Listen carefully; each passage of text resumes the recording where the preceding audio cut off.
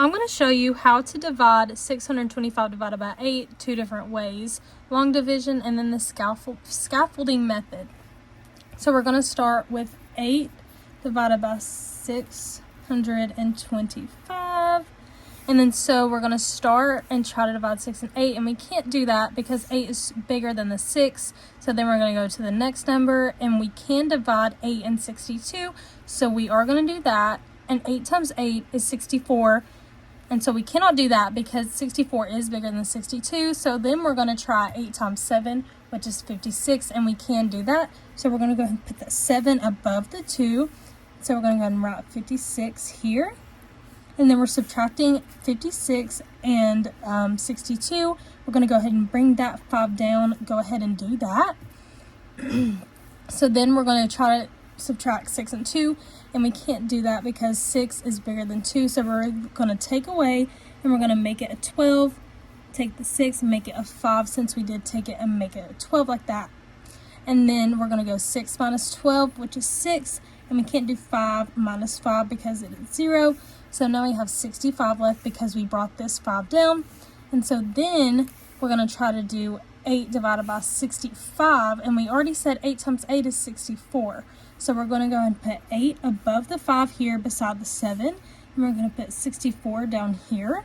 And like I said earlier, we are subtracting these two numbers. And so we get 1 left over. So the final answer would be 78 with a remainder of 1.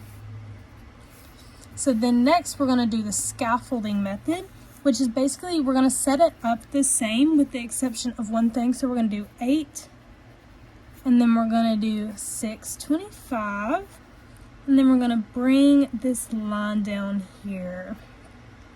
So we're going to start here, and we're going to say 8 times 200. That's going to be too much because that's going to be like 1600 or something. So we cannot do that.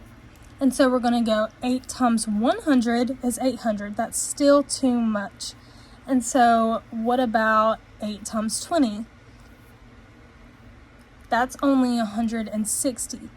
So then we're going to go back and we're going to still try to do some of these numbers. And we are going to say 8 times 7, which is 56, like we set up here. So we're going to go ahead and 8 times 700, or 8 times 70, sorry. And then we're going to add that number, so that would be 56, or 560. And we're going to go ahead and add the 70 right here to say that we, use 70 as the multiplication for 8. So 0 minus 5, that is going to be 5. And then we can't do 6 and 2. So like I said earlier, we are going to make it 12 and take this away and make it 5 again. So this, like I said, it's 65. And like we said up here, we're going to go ahead and make 8 times 8, which is 64, with a remainder of 1. So then we take these two numbers here and add them to make it 78, again with a remainder of 1, because we had 1 left over from right here.